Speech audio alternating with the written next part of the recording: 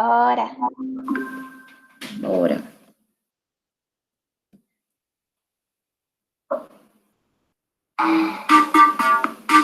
Cadê o...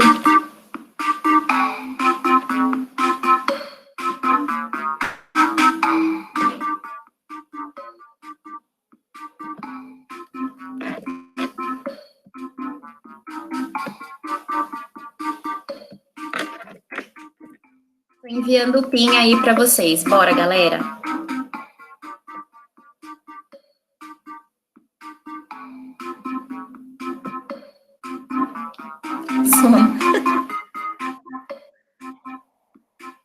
Vamos contar o tempo até pedirem para tirar a música.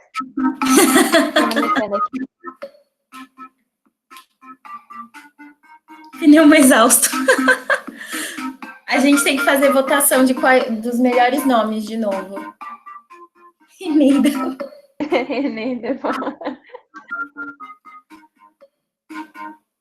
Celso Pé de Pano? Eu acho que tem uma história por trás de Celso Pé de Pano. Tô certa?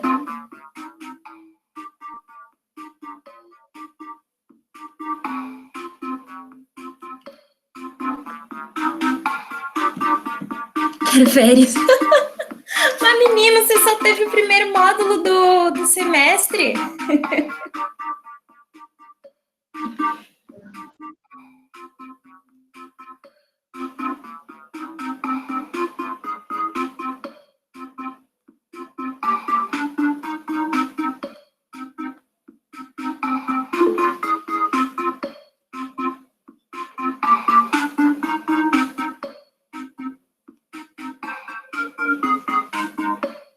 Erquito.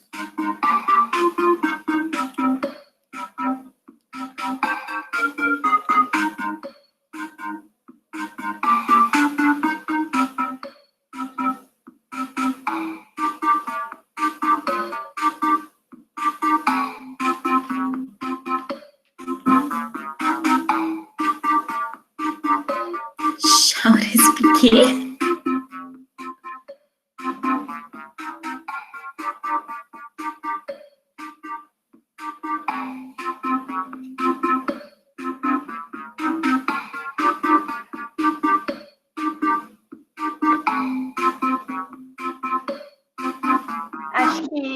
Acho que talvez abaixar um pouquinho a música só assim.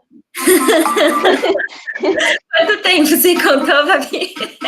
Não, mas isso é que foi, não sei, comecei a entrar na minha cabeça, assim.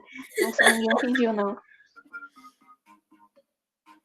Aí você sonha, você tá sonhando e do nada vem a musiquinha do Kahoot na cabeça.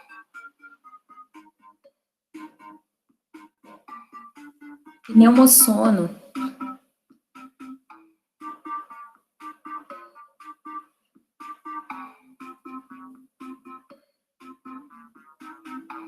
Quando todo mundo já tiver conseguido entrar, tem um impostor.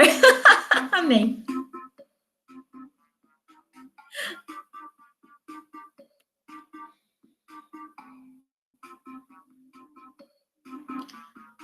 Quando todos já tiverem entrado, avisa aí, gente, para eu começar o jogo. Oi.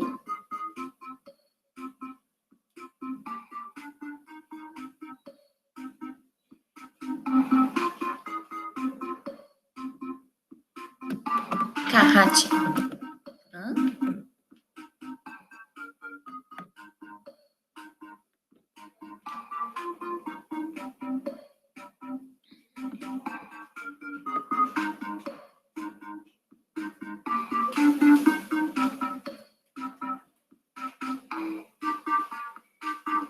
Mais alguém vai entrar, gente?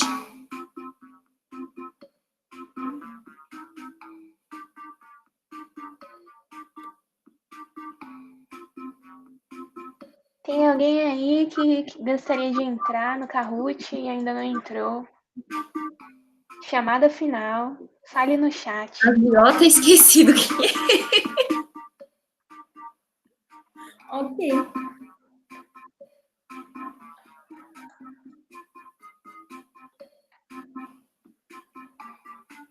Acho que dá para começar, viu? Não sei, ninguém falou no chat. Então, estou iniciando o Kahoot agora. Dá para entrar no meio do jogo, então, quem quiser entrar no meio do jogo, começar.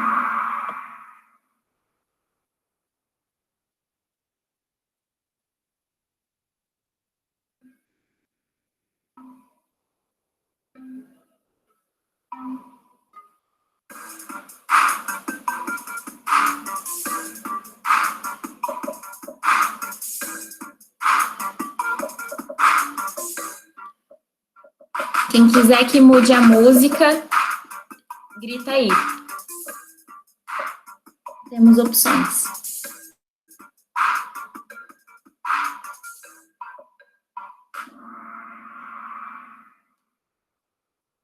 Bernardo, você tá aí? O Bernardo não vai poder entrar na chamada, né, gente? Algum dos monitores quer comentar essa questão dele? Acho que como a maioria acertou, eu não sei se é necessário. Né? Então tá. E tem outra questão sobre pressão transpulmonar depois, então vamos ver.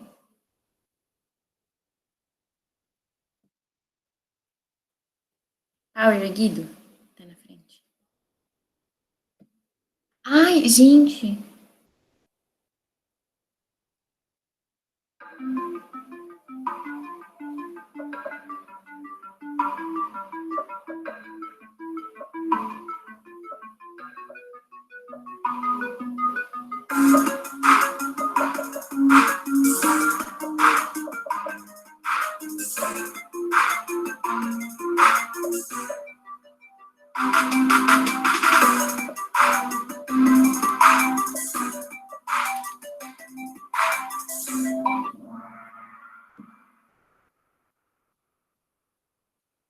Tieme, acho que essa é sua, né?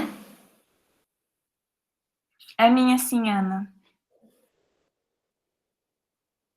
Bom, gente, você tá me ouvindo? Dá pra me ouvir, Ana? Dá sim. Tá, então tá bom.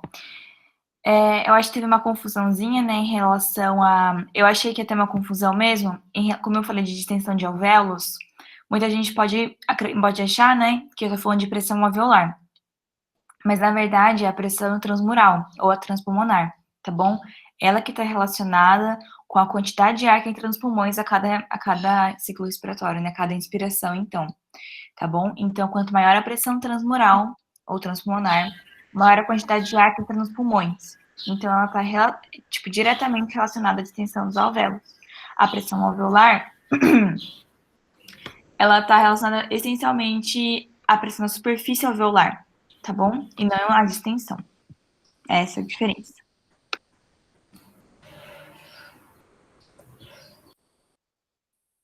Pode passar? Pode sim, Ana, por favor. Eneida passou à frente.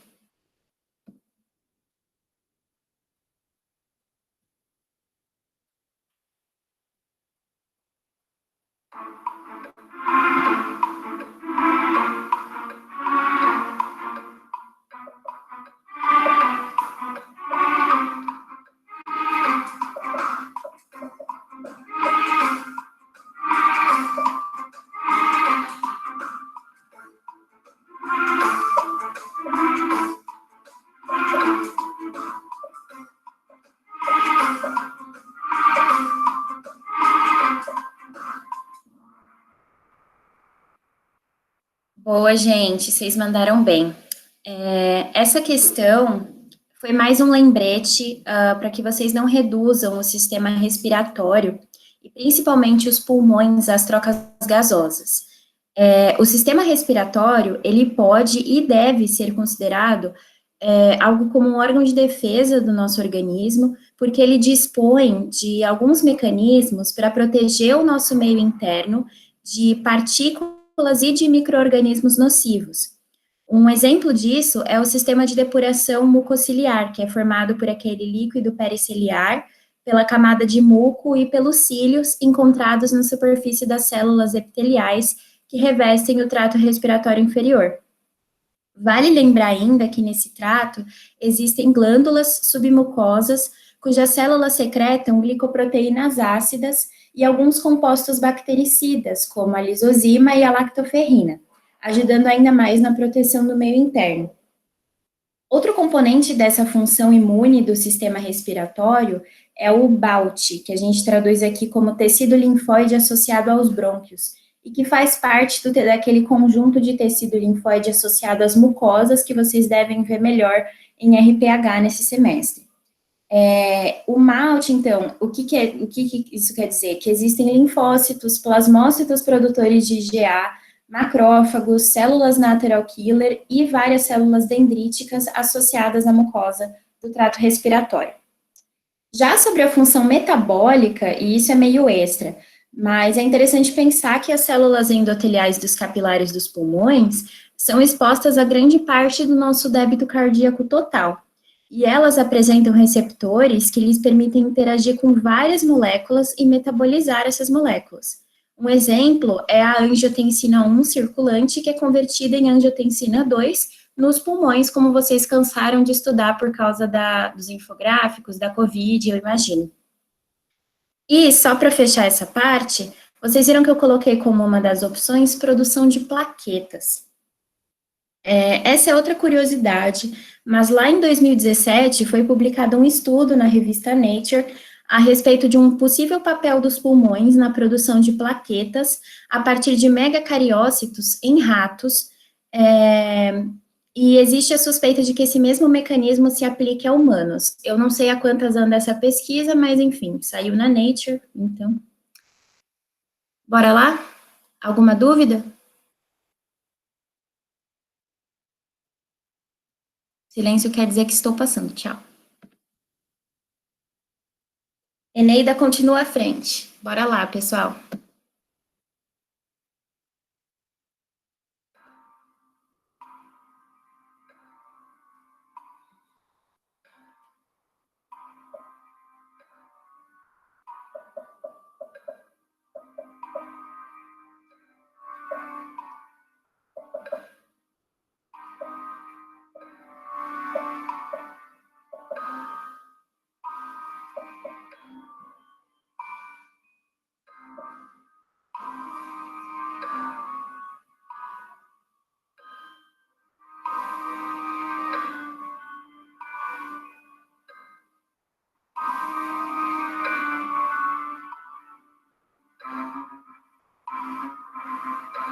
Música tensa.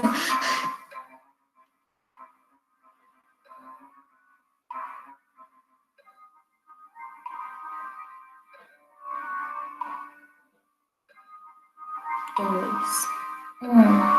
Acabou.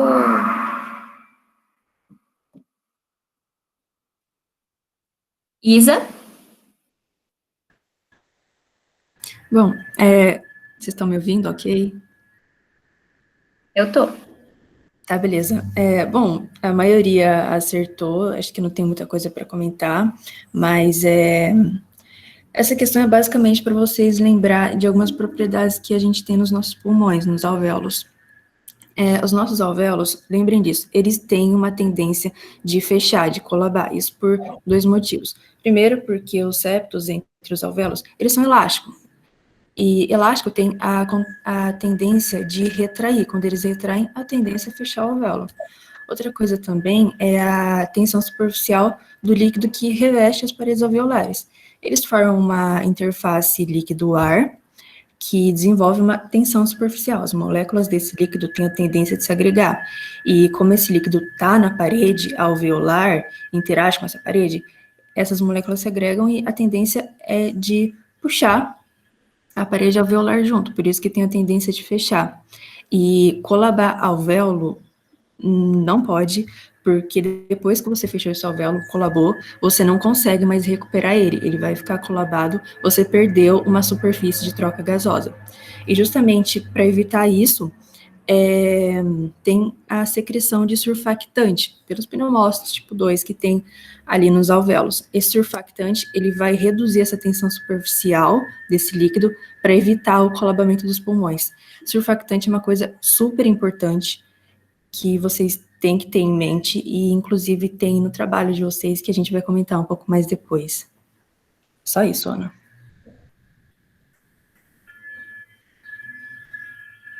Passando para a próxima questão. Eneida continua à frente, bora lá. A professora tá ganhando. Vai, gente.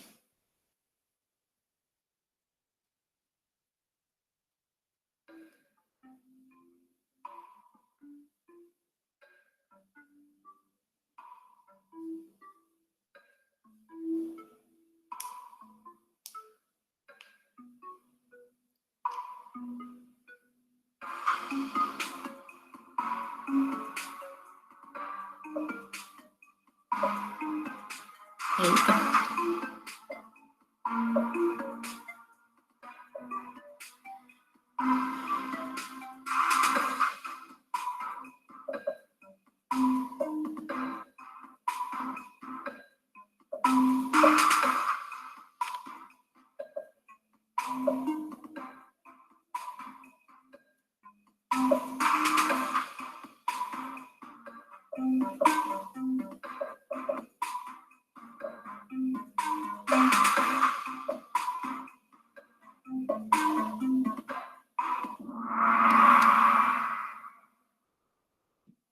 Será que deu tempo de todo mundo responder? João, você tá por aí? Tô sim, vocês estão me ouvindo, né? Sim? Sim. Então, gente, a maioria acertou, né?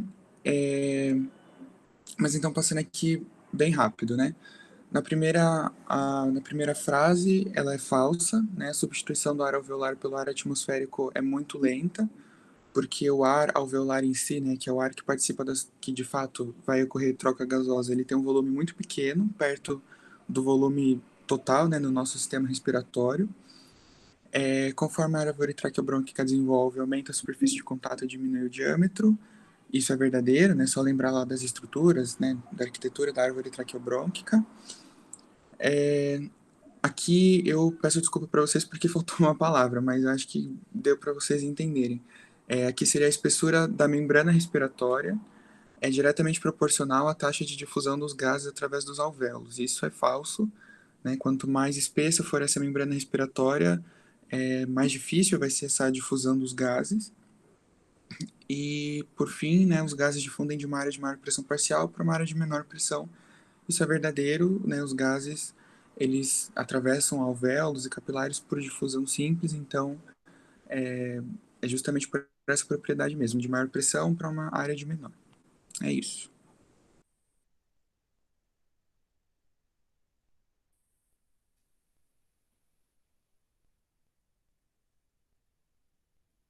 Vamos para a próxima questão 6 agora.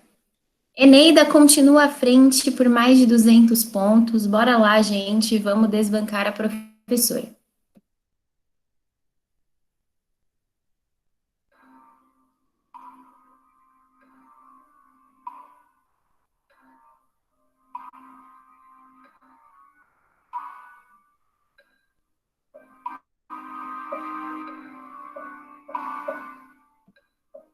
Não dá para mudar a musiquinha.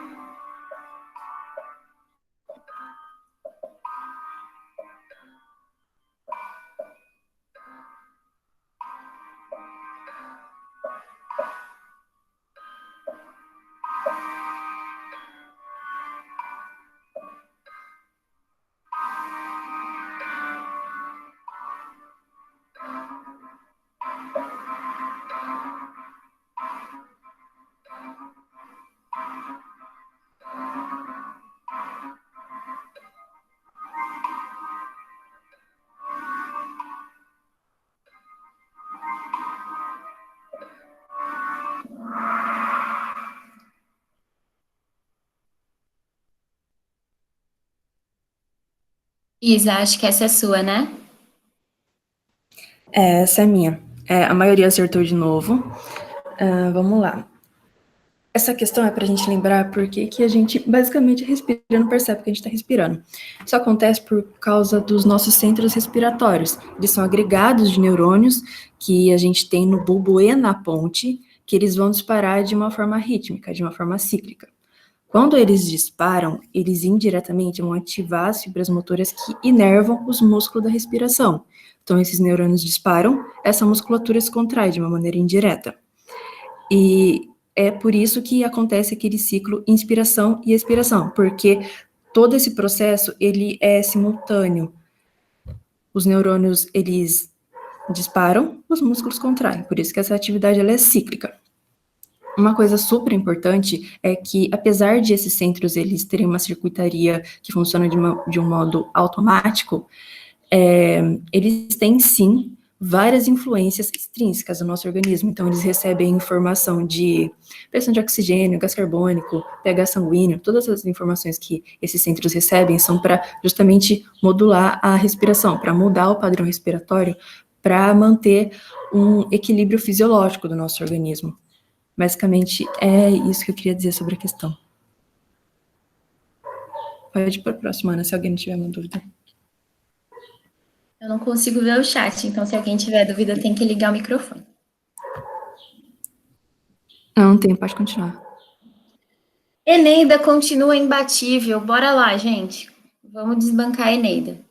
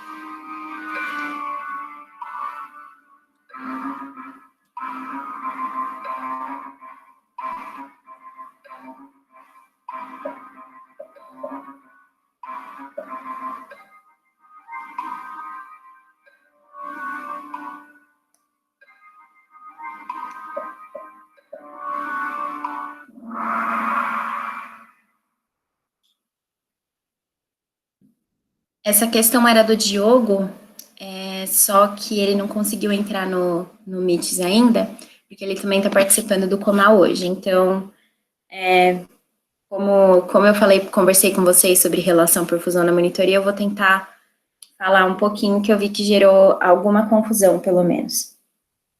Então, gente, eu tinha comentado na monitoria com vocês, e o Diogo também comentou, a respeito dessas várias diferenças entre o ápice e a base do pulmão, no que se relaciona com a abertura, com o grau de complacência, de insuflação dos alvéolos, e com a relação ventilação-perfusão.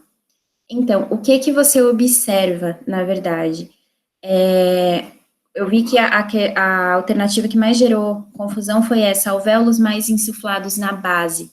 Em relação, é exatamente o oposto, na verdade. Na base do pulmão, você vai ter alvéolos mais complacentes, ou seja, alvéolos que não estão ainda tão insuflados e que eles podem ainda se distender mais. E por causa de uma série de... Eu não vou entrar tanto na explicação agora, porque tem outra questão sobre isso mais para frente, mas por causa de uma série de fatores, a relação ventilação-perfusão entre ápice e base, você observa uma ventilação, uma relação ventilação-perfusão bem menor na base do que no ápice, tá bem? Tem alguma dúvida? Vocês querem ver depois? Tá bom. Eneida continua à frente agora por 300 pontos, por mais de 300 pontos. Bora lá, pessoal.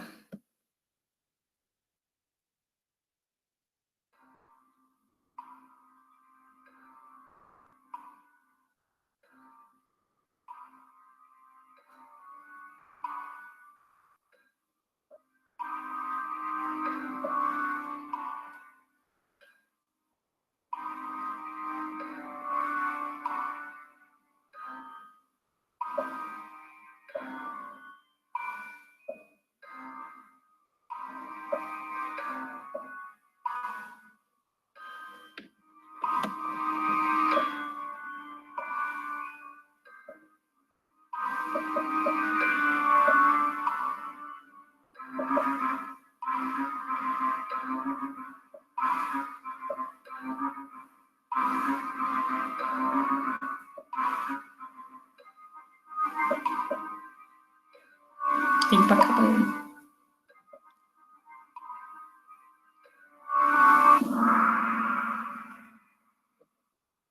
Muito bem, pessoal. Eu vi que a maioria acertou, eu fico feliz. Então, só dando um contexto aqui para vocês. Deixa eu mostrar a mídia. Ok, então, a ideia era completar as lacunas e a palavra, vocês conseguiam matar logo no começo se vocês soubessem que a primeira palavra era gravidade. Como nós conversamos na última monitoria de quinta-feira, a gravidade tem esse papel bastante importante em causar a distribuição desigual da ventilação e da perfusão nos pulmões, de modo que tanto a ventilação alveolar quanto o fluxo sanguíneo tendem a aumentar no sentido ápice-base. O que isso quer dizer? A ventilação é maior, os alvéolos da base são mais bem ventilados do que os alvéolos do ápice, e eles também são mais bem perfundidos do que os alvéolos do ápice. Só que a sequência da frase é como consequência no ápice, a relação ventilação-perfusão é alta e na base a ventilação-perfusão é baixa. O que explica isso? Como esse efeito gravitacional é mais discreto sobre a ventilação, o ápice pulmonar é relativamente bem ventilado, mas ele é pouco perfundido, o que resulta na alta relação ventilação-perfusão, enquanto a base é bem ventilada e muito bem perfundida. Por isso, você tem na base uma baixa relação ventilação-perfusão. A troca gasosa, então, acontece de forma bem mais eficaz na base do que no ápice. E era isso que eu queria comentar com vocês a respeito. Mas vocês mandaram bem. Alguma dúvida? Vou passando. Eneida continua à frente, bora lá.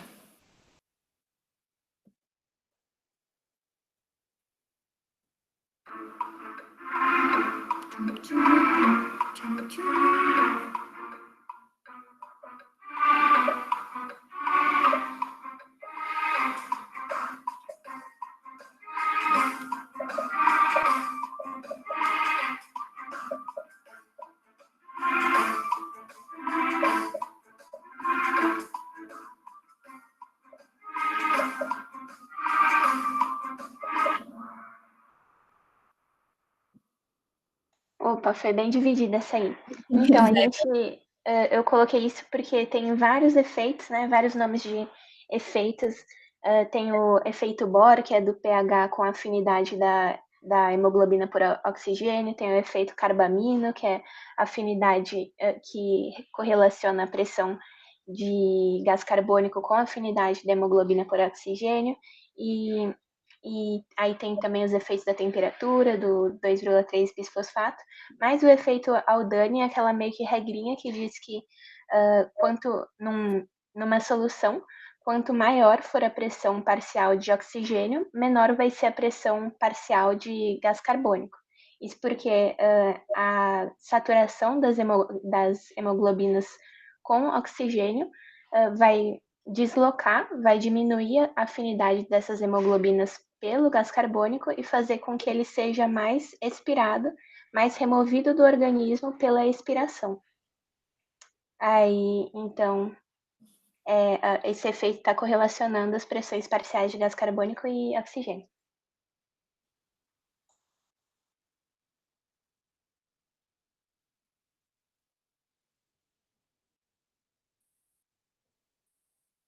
Vou passar para o próximo. Alguém tem dúvida? Se tiverem alguma dúvida, podem falar. Eneida continua à frente. Caraca, tá quase mais de 400 pontos. Bora lá. Última questão.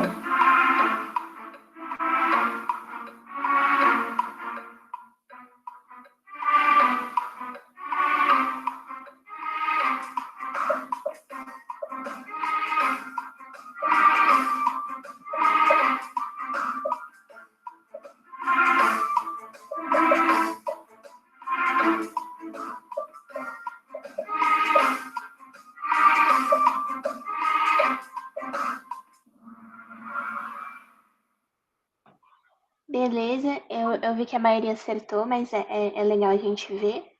Você pode colocar para aparecer a fotinho? Então, como a gente pode ver, a seta azul, ela, ela representa o máximo de ar que a pessoa consegue inspirar depois de uma expiração forçada. Assim, se você for ver, essa quantidade de ar representada pelo azul equivale ao volume de reserva expiratório, ao volume corrente e ao volume de reserva inspiratório lá em cima. E aí, isso é a soma desses volumes é a definição de capacidade vital. Vocês podem também pensar que a capacidade vital é o volume máximo do pulmão menos o volume residual, que é o volume que sobra no pulmão depois de uma inspiração forçada. E aí, se vocês forem ver a setinha vermelha, ela é equivalente, né, à soma dos volumes corrente e do volume de reserva inspiratório. Então, ela equivale à capacidade inspiratória da pessoa, o máximo que ela consegue inspirar depois de uma inspiração normal. É isso aí que eu tinha para falar. Se vocês tiverem dúvida, podem perguntar.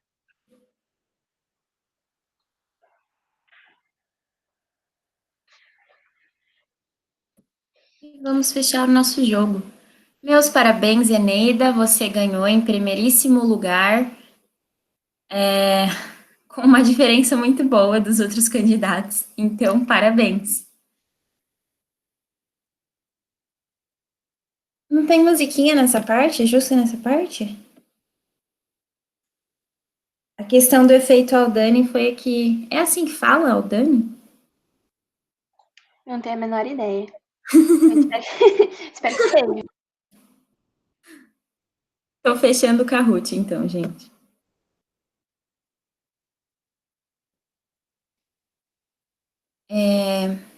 Agora nós vamos, então, acho que já dá para começar a falar do trabalho com vocês, né? A gente vai fazer, acho que da mesma forma que nós fizemos com vocês em cardiovascular, a gente vai colocar a avaliação de fisiologia na tela e passando questão por questão. Quem tiver dúvida específica daquela questão, fala. Mas se vocês tiverem, vai falando, seja pelo microfone, seja pelo chat. E se vocês tiverem dúvidas assim mais gerais do trabalho, pode interromper a qualquer hora que a gente vai tentando resolver.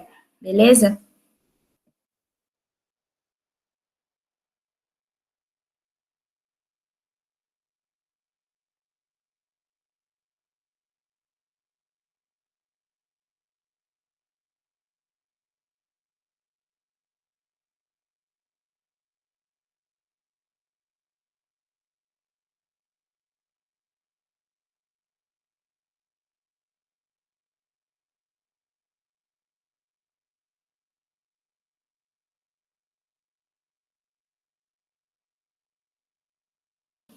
Monitores, está todo mundo pronto aí? Beleza, beleza. Tudo certo, Ana. Opa, Tudo sim, Ana. Diogo chegou, diz um oi, Diogo. bom dia, rapaziada. Cheguei aqui, tava fazendo os bagulho do Comal, mas tamo aqui.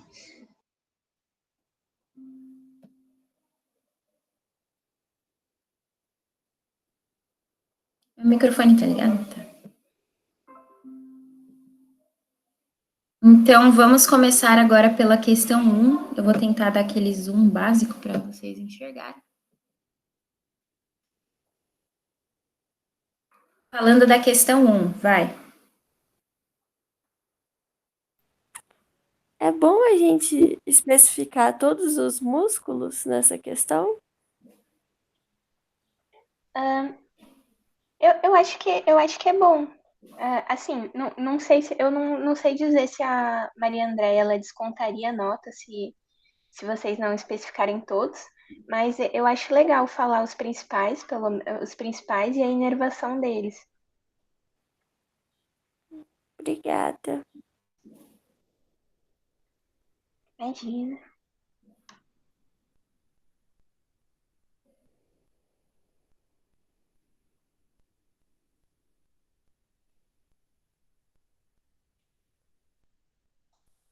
Então, Joana, como ele fala que é uma lesão completa da medula espinhal, isso quer dizer que nenhuma informação vai ser transmitida a partir da área da lesão. Então, provavelmente não provavelmente, mas com certeza vai perder toda a comunicação que vai, por exemplo, do bulbo para os músculos respiratórios, sabe?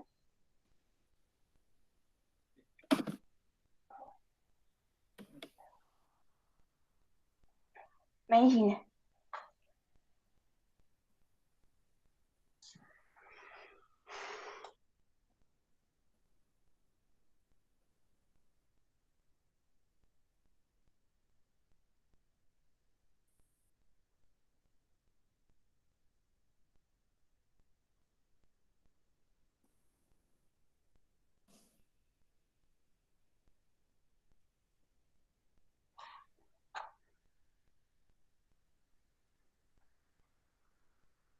Uma das coisas assim, interessantes da gente pensar é que nessas pessoas com tetraplegia, que nem esse Christopher Reeve aí, a lesão dele foi bem nas primeiras vértebras da coluna cervical, né? Então, vai afetar toda a medula do ponto de lesão para baixo, né?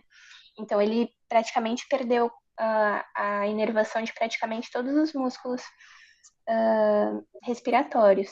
Aí, em casos assim, muitas vezes ou a pessoa tem que ficar na ventilação mecânica ou eles conseguem colocar meio que um marca-passo perto do diafragma, no diafragma, perto de onde o nervo frênico iria estar inserido e funcionando, né, transmitindo impulsos nervosos.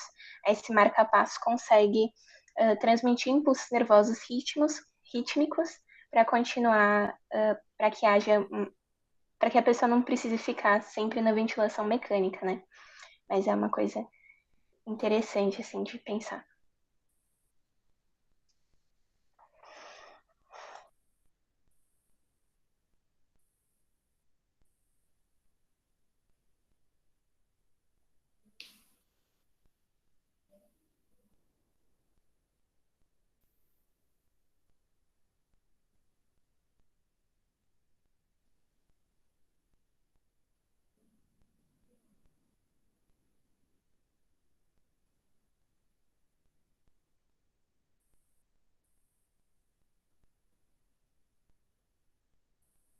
Querem passar para a questão 2 já, gente?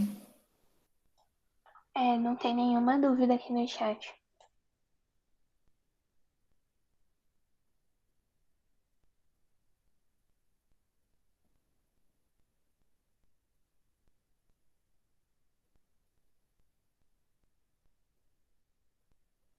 Então, vamos passar para a questão 2, que é a questão do Manuel Bandeira. Para não ficar esse silêncio, eu vou ler o enunciado. Vocês têm o poema do pneumotórax aqui, e aí tem 3 perguntinhas com base nisso. A primeira... eu não vou ler não, Diogo. Tá bom. 2A. Naquele tempo, o pneumotórax era uma técnica muito habitual, mas pouco benéfica. Explique o que é o pneumotórax, incluindo na sua resposta pressão intrapleural e pressão atmosférica. Quais as consequências do pneumotórax para os alvéolos e para a ventilação pulmonar? Eu acho que essa é uma questão bem direta, sabe? Devemos explicar o pneumotórax em si ou ele como procedimento médico em si? Eu acho que pneumotórax em si, porque eu não sei se eles fazem ainda pneumotórax. Eu realmente não sei, mas eu acho que é explicar o pneumotórax em si. Mas é uma questão bem direta, que pede só o pneumotórax e pressão intrapleural e pressão atmosférica correlacionar com isso. E as consequências para os alvéolos e para a ventilação pulmonar, que também é bem tranquilo. Se vocês souberem o que é o pneumotórax, vocês vão trazer isso para os alvéolos, para a ventilação, e vai dar para responder. Mais alguma coisa na letra A?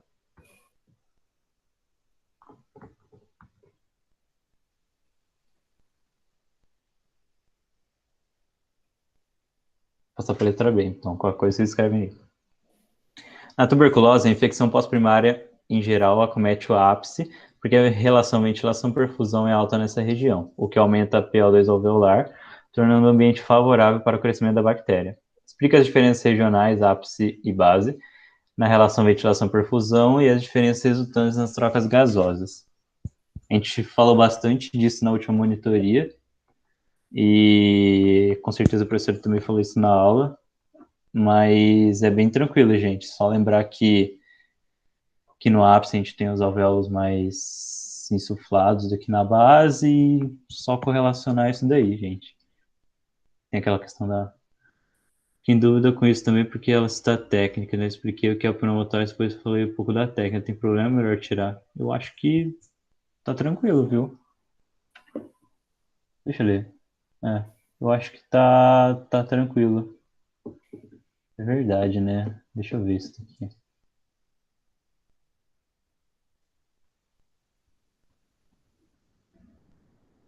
Olha, eu sinto que a intenção da questão é explicar sobre o pneumotórax em si e não sobre a técnica. Mas se você falou sobre a técnica, eu acho que não tem por que tirar.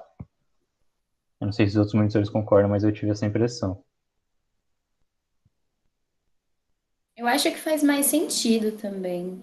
Então. Me entendo aqui, mas, tipo, porque explicar o pneumotórax como, como problema, digamos assim, do que como técnica. Sim. Eu não achei nada recente falando que ainda fazem. Na verdade, a gente estuda.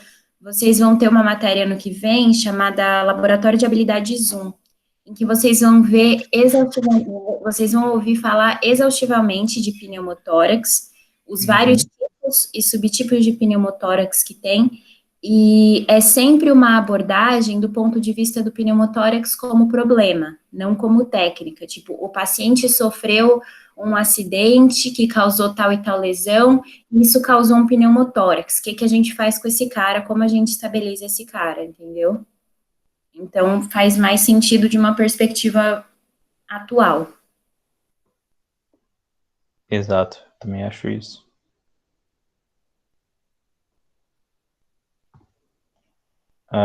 Bom, a B também acho que está tranquilo. Caso vocês tenham dúvida, pode escrever aí. Eu vou passando para C. Por uma ironia do destino, Manuel Bandeira não morreu por conta da temida tuberculose, mas a doença levou ao desenvolvimento de tecido fibroso nos pulmões. Explique o que aconteceu com a complacência e qual seria a consequência na quantidade de gás difundido por unidade de tempo na membrana alveolo-capilar. Justifique. Bom, quando a gente, pelo menos quando eu penso tecido fibroso, me vem na cabeça algo mais rígido, né, gente? E o pulmão, vamos dizer assim, ele não pode ser totalmente rígido, né? Porque aí fica complicada, aí afeta a complacência dos pulmões e tal. Então, e aí você tem uma consequência na quantidade de gás difundido e também na quantidade de gás difundido na membrana alveolo-capilar, né? Mas não é muito...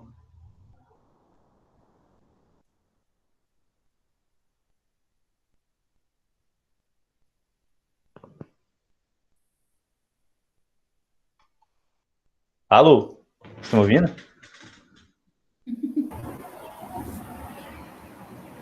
Caramba.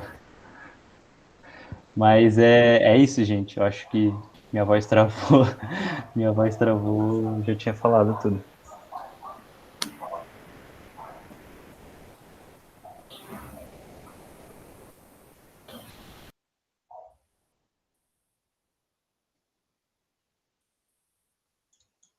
Mais alguma dúvida na 2?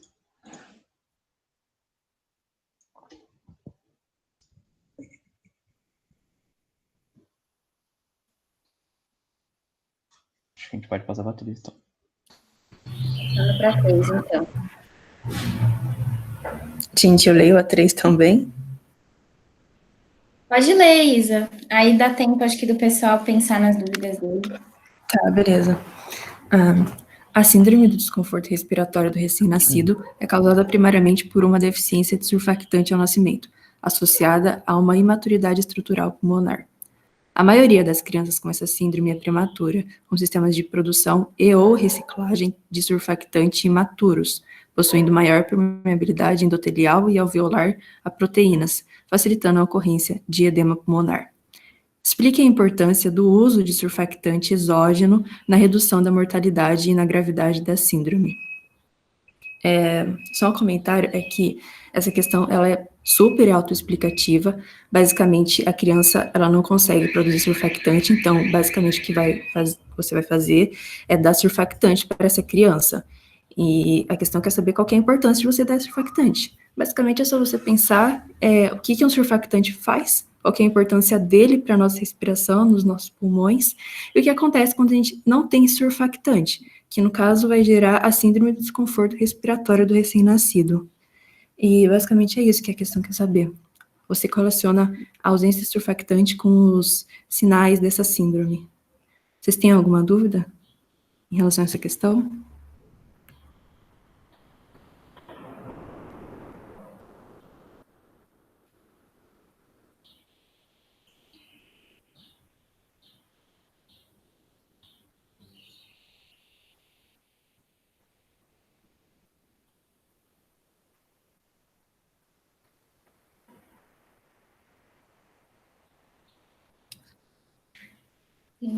Eu acho que ninguém tem dúvida. Ana, acho que já pode passar para 4, então. Tudo bem, então. A questão 4, sobre broncoespasmo. Quem ficou com essa? Eu que fiquei, Ana. Eu que fiquei com essa. Então, gente, eu vou ler rapidinho a questão e depois eu vou passar por uns pontos que eu acho que é mais importante vocês refletirem para construir uma resposta bem completa, tá bom? Então, a questão 4 fala sobre broncoespasmo, né? E explica o que é um broncoespasmo. Então, broncoespasmo é um quadro, né, que é causado pela hiperreatividade aguda das vias aéreas. E o que vai acontecer, né? A musculatura lisa dos brônquios, ela vai se contrair, diminuindo o lumen dos brônquios e então causando dificuldades para respirar, tá bom? Então isso basicamente é um broncoespasmo. Bem tranquilo. E aí, gente, o que eles vão querer é uma questão bem legal essa aqui, ela aborda muito do sistema nervoso autônomo que a gente falou em cardio. Ah, não, foi em locomotor que a gente falou, acho, né? Nem lembro mais, acho que foi em cardio, foi em cardio. E aí, ela pede para vocês explicarem quais são os mecanismos de ação envolvidos no tratamento com agonista adrenérgico ou com antagonista colinérgico. E aí, gente, esses temas podem parecer, eu não sei se todo mundo lembra, mas caso não lembrem, aconselho vocês retomarem essencialmente o que significa a palavra agonista, antagonista, adrenérgico e colinérgico, tá bom? Eu vou adiantar algumas definições, porque eu acho que eu posso encaminhar vocês para um raciocínio mais legal, assim, tá bom? Então, se vocês pensarem em agonista adrenérgico, o que é esse agonista? Agonista é algo que mimetiza, né? Então, é algo que imita, assim, tá bom? Então, imita uma substância, então, adrenérgica. No caso aqui, a gente tá falando de receptores, né? Lembra que adrenérgico é aquilo que é meio...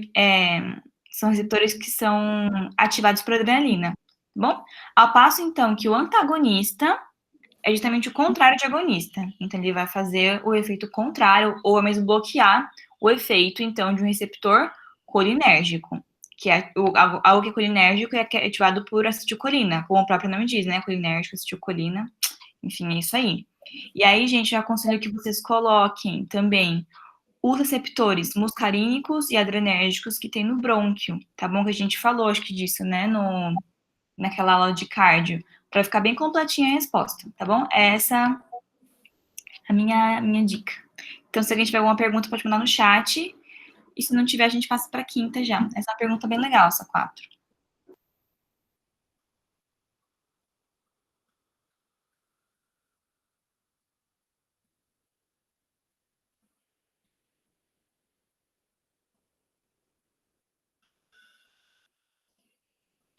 Oi, então, eu falei que eu achava legal que vocês colocassem os nomes dos receptores, tá bom? Na resposta. Então, melhor, qual é o receptor muscarínico que tem no brônquio, qual que é o receptor adrenérgico que tem nos brônquios, tá bom? Porque aí você pode aprofundar um pouquinho mais a resposta, eu acho que fica bem completa. Não sei se deu para ouvir agora ficou claro? Beleza, então, gente. Se alguém tiver mais alguma dúvida, então, beleza, então. Se alguém tiver mais alguma dúvida, pode mandar no chat ou abrir o microfone, fiquem à vontade.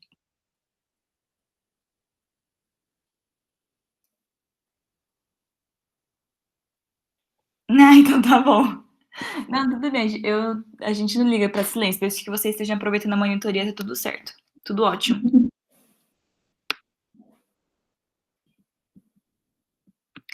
Bom, pode passar então, né, Ana, para a quinta questão?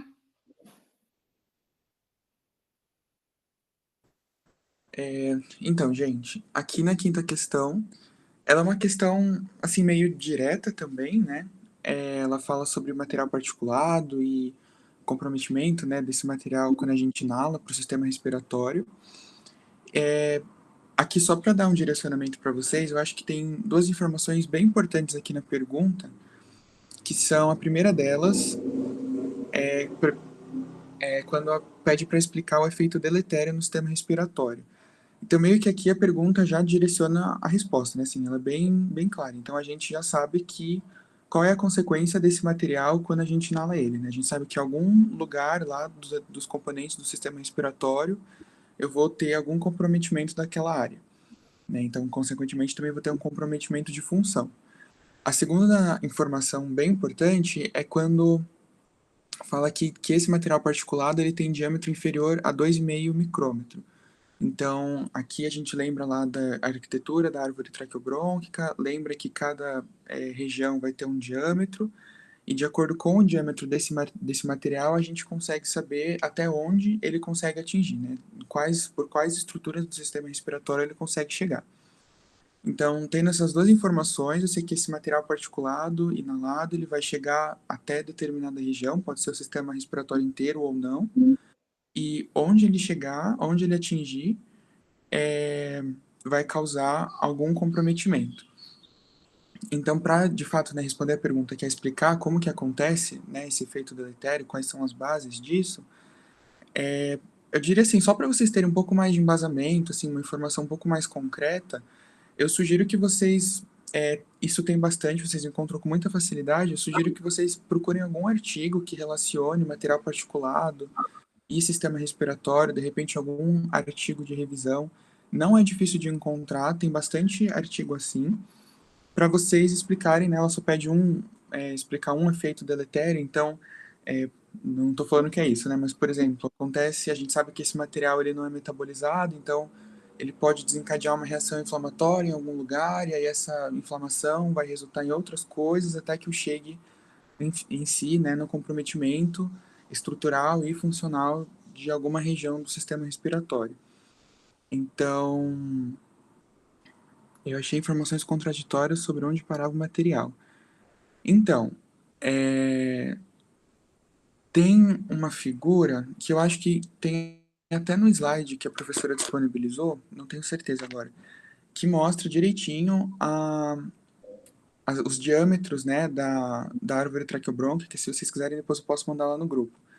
E aí vocês vão ver que esse material particulado ele consegue atingir bastantes estruturas, assim, né? Se não me engano, naquela tabela a medida está em milímetro, mas eu posso mandar para vocês, né? Então tá tudo em milímetro. Esse material particulado ele atinge bastante estrutura, tá? Mas eu mando lá certinho para vocês. Enfim, eu acho que é mais isso, assim. É que é uma questão meio. Não sei, acho que se eu falar muito eu chego em resposta, mas a ideia é relacionar o diâmetro do material com a estrutura que ele consegue atingir e alguma consequência que leva ao comprometimento dessa estrutura do sistema respiratório.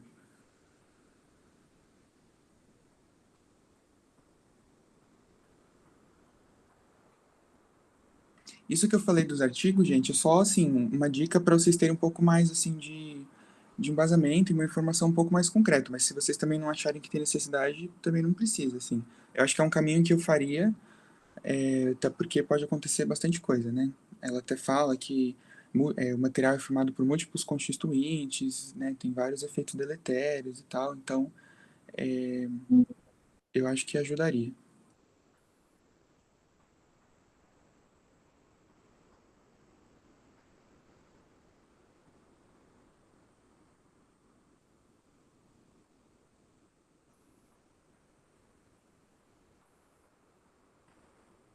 Acho que é isso, Ana. Se você quiser já passar para 6, qualquer coisa o pessoal pergunta depois, aqui no chat.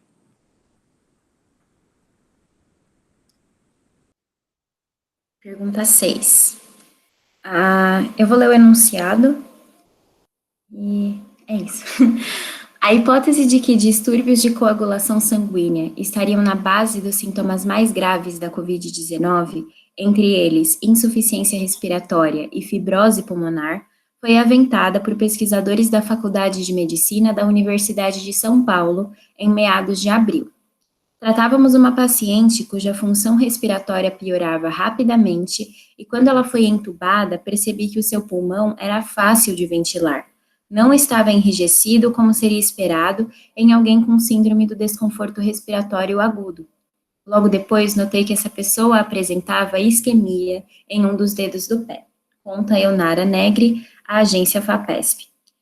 6A, explique os principais efeitos fisiológicos esperados da ventilação mecânica em casos de Covid-19. E 6B, justifique por que os distúrbios de coagulação comprometem a saturação de oxigênio. Alguém tem perguntas sobre a 6, gente? Eu tenho. Eu queria saber se eu preciso citar os vários problemas que acabam acontecendo por conta da ventilação mecânica, ou se eu devo focar só nas coisas positivas e tudo lindo, maravilhoso. Olha, a professora aqui solicitou os principais efeitos fisiológicos esperados. Então, eu acredito que ela esteja esperando que vocês foquem nos benefícios que a ventilação mecânica vai trazer. Mas, se você for capaz de colocar na sua resposta também que pode causar algum tipo de prejuízo na função fisiológica normal do paciente, com base em algum artigo ou coisa assim, não acho que a professora vai desconsiderar. Beleza, obrigada, Ana. Babi, é você? Oi, eu falei isso aí, que eu também acho que dá pra falar tudo. Eu acho que provavelmente a professora quer que você foque, assim, como isso vai ajudar o paciente, né? Mas que no fim, não sei, até pra a gente se sentir mais seguro com a resposta, né? Colocar no final, contudo, também pode trazer coisas ruins como tananã, tananã. Acho que dá pra deixar completo, assim, que nem a Jennifer falou. Beleza, eu vou deixar então. Obrigada, gente. Imagina.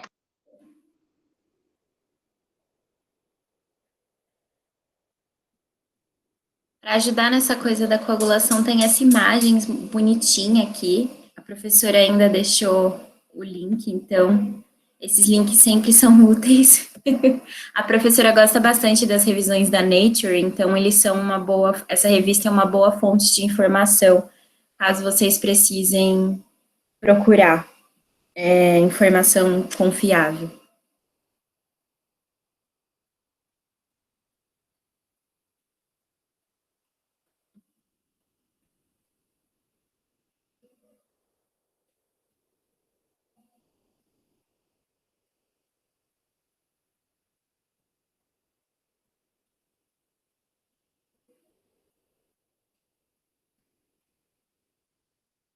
Alguém tem mais dúvidas sobre a 6, gente? Podem falar no microfone ou no chat. É melhor falar no microfone que eu não estou ouvindo. Eu não tô ouvindo. Na 6B, eu tenho dúvida sobre, assim, se precisa explicar como é que a COVID vai trazer problemas de coagulação, assim, todo o mecanismo das toxinas e tudo mais.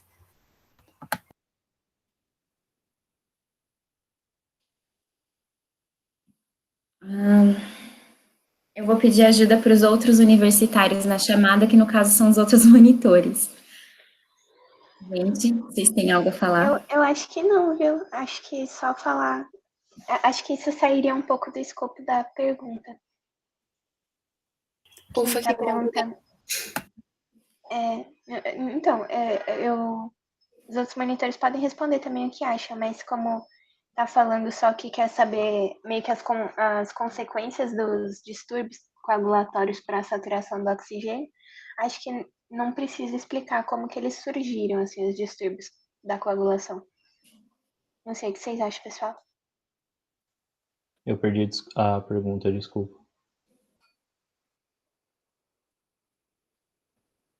Diogo, eu tinha perguntado se tem que explicar como é que o Covid vai influenciar na coagulação.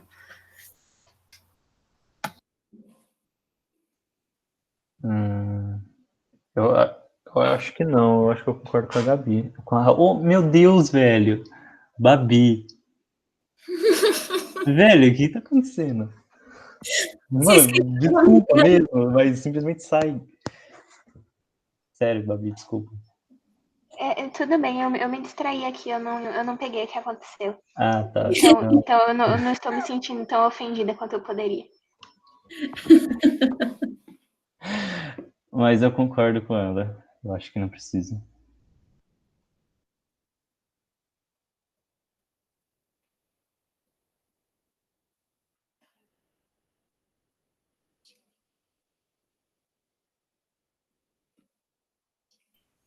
E se tá que os trombos eles vão causar problema cardíaco também? Era bom?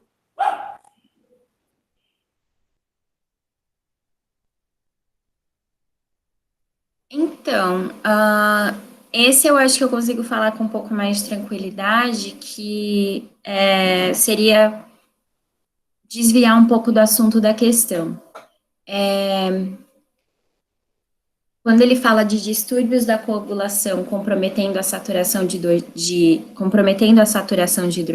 hidrogênio de oxigênio, acredito que ele queira, até pela imagem que a professora retirou do artigo, eu acho que ela quer que vocês entendam como que o distúrbio de coagulação vai comprometer a troca gasosa, principalmente. E aí compromete a saturação de oxigênio.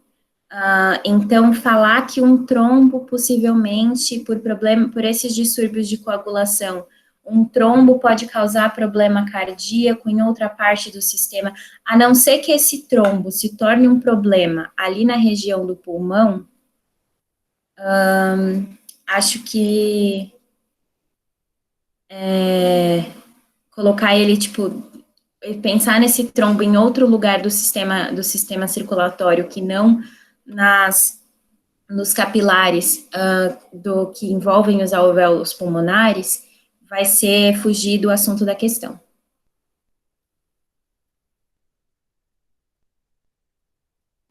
Eu só pensei, tipo, na redução de saturação que vai causar o esforço cardíaco, mas eu só citei isso mesmo.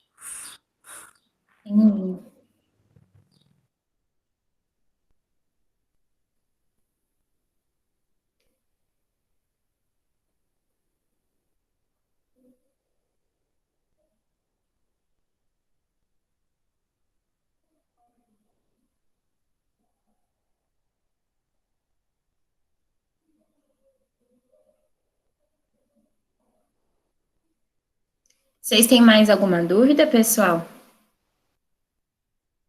Sobre a questão 6, querem que volte em alguma outra questão? Tem a 7 ainda.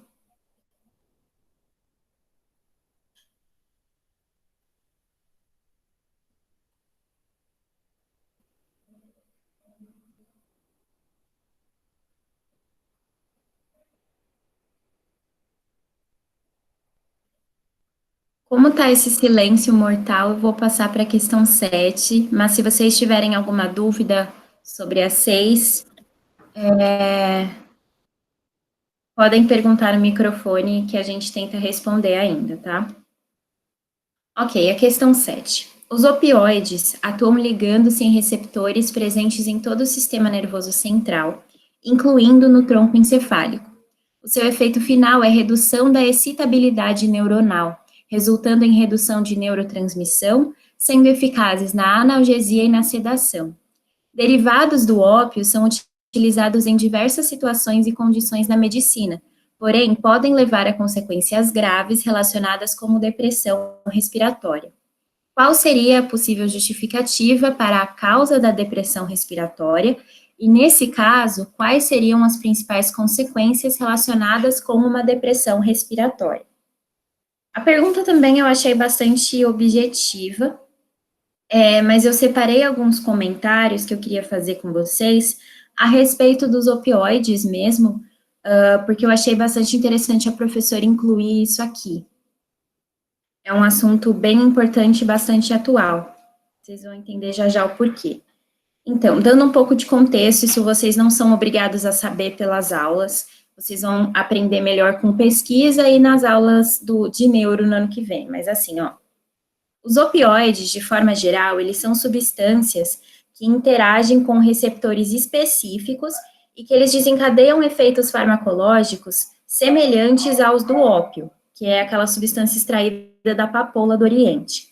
Existem os opioides endógenos, ou seja, produzidos naturalmente pelo nosso organismo, como as beta-endorfinas e as encefalinas, e existem os opiáceos, que são drogas derivadas do ópio, como a morfina e a codeína.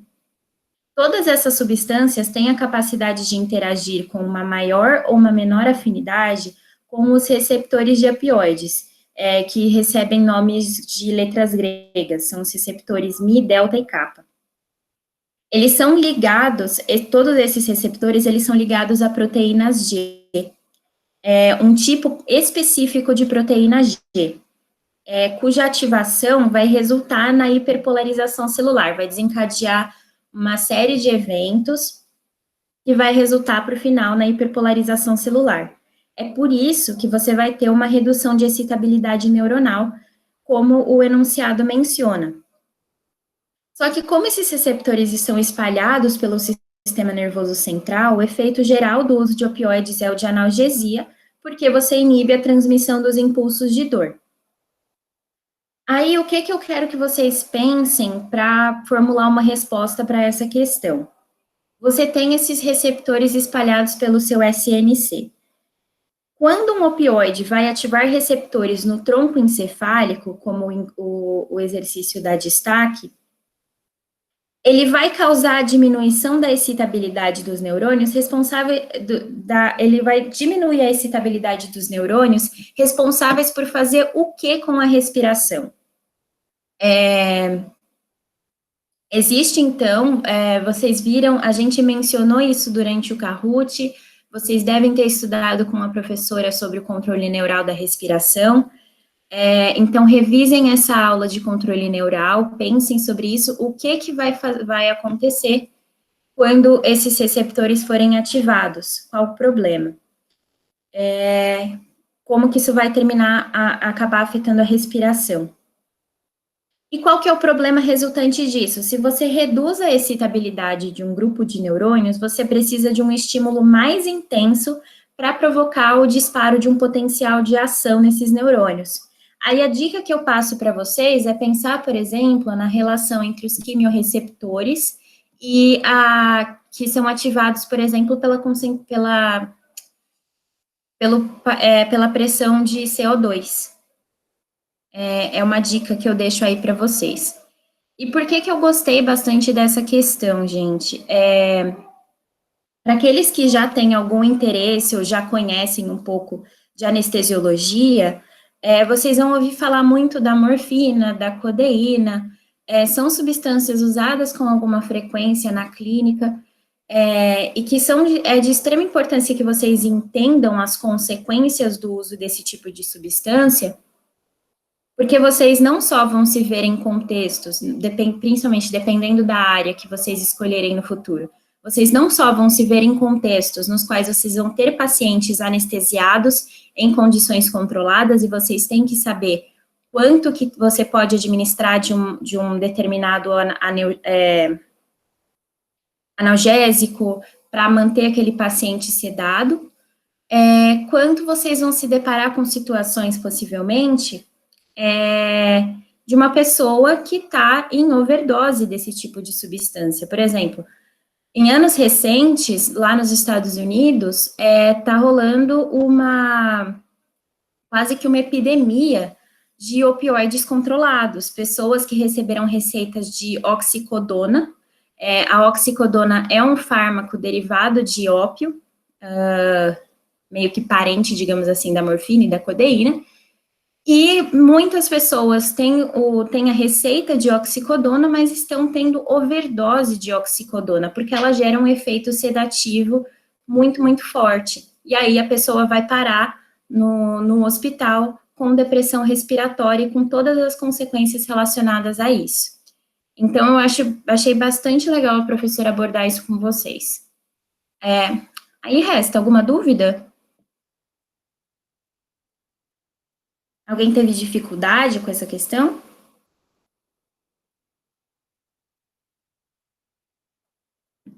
Oi, Ana, eu fiquei só com um pouco de dúvida a respeito de quais efeitos que eu tenho que colocar mais enfoque nessa questão.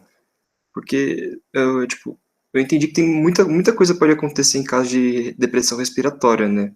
Aí eu tava com dúvida exatamente em quais que eu devo colocar mais em destaque, assim. Então, você fala das consequências, né? Isso. Ok. Olha, eu partiria, na elaboração da resposta, eu partiria primeiro de uma perspectiva sistêmica, daria mais foco para efeitos sistêmicos de uma depressão respiratória, efeitos que vão atingir mais de um sistema do organismo. E se você achar conveniente, se você achar informações assim bem baseadas em artigos ou o que for, sobre consequências menores, mas que você acha legal citar, não tem problema. Eu daria mais foco para, como ela fala de principais consequências, eu pensaria mais em consequências sistêmicas de uma depressão respiratória, primeiro, para depois entrar na minúcia. Perfeito, obrigado, viu? Imagina. Só uma curiosidade, assim, meio avulsa. Geralmente esse povo que vai colocar silicone em clínica clandestina e morre é por causa dessa anestesia feita de um jeito muito ruim e não tem ventilador na hora. Olha, eu teria que pesquisar mais a fundo para saber, assim, eu nunca li nenhum. Devem ter estudos epidemiológicos, assim, falando, mas acho que esse deve ser um fator importante, assim, tipo, na quantidade de anestésico, ou até mesmo a falta de anestésico suficiente para que a pessoa fique sedada durante toda a operação. Mas eu acredito que também um problema muito grave relacionado a isso vai ser mesmo a imperícia do médico que está que está fazendo aquela operação, sabe? Porque se você é um médico que está em dia com o CRM, você não vai se meter a ficar fazendo cirurgia clandestina em lugar XYZ, digamos assim. Então, se você se submete como profissional a fazer cirurgia clandestina, de forma clandestina, em clínica não autorizada, esse tipo de coisa, você está se colocando em risco também, como profissional. E se você se submete a isso, tem algum problema contigo, provavelmente. Então, eu colocaria a imperícia do próprio profissional de saúde ali envolvido, dos profissionais de saúde, né, porque uma cirurgia demanda mais do que simplesmente um médico, demanda enfermeiro, demanda anestesiologista. Então, é isso. Mas deve ser também, deve ter uma relação importante com depressão respiratória também. Eu só viajei muito mesmo, surgiu aqui agora. Muito obrigada. Então, eu vou dar uma pesquisada sobre isso.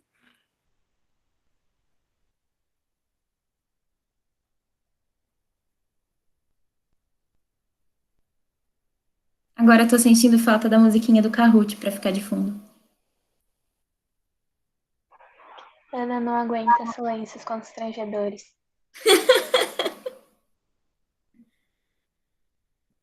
Alguém quer voltar em alguma questão, gente? Agora que já falamos do trabalho inteiro.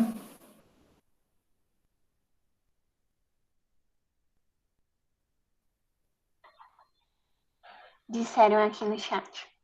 Acho que fechou. Beleza, então. Tô fechando o trabalho. Beleza, pessoal. Essa é a minha última monitoria de físio. Me despeço de vocês. Foram ótimos meses de monitoria.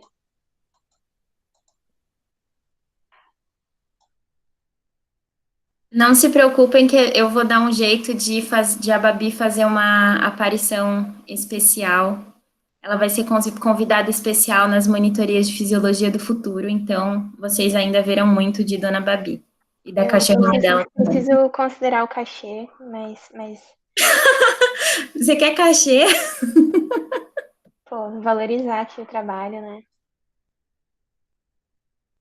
Mas continuo no PAD de bioquímica, se o bispo colaborar. Então, a gente continua se vendo aí por aí. Beleza, pessoal. Muito obrigada pela presença, participação hoje. Até mais. Obrigada pela disposição de vir aqui num sábado. E, Tieme, acho que você já pode parar de gravar. Beleza, Ana, vou parar aqui então. Falou, gente. Obrigadão.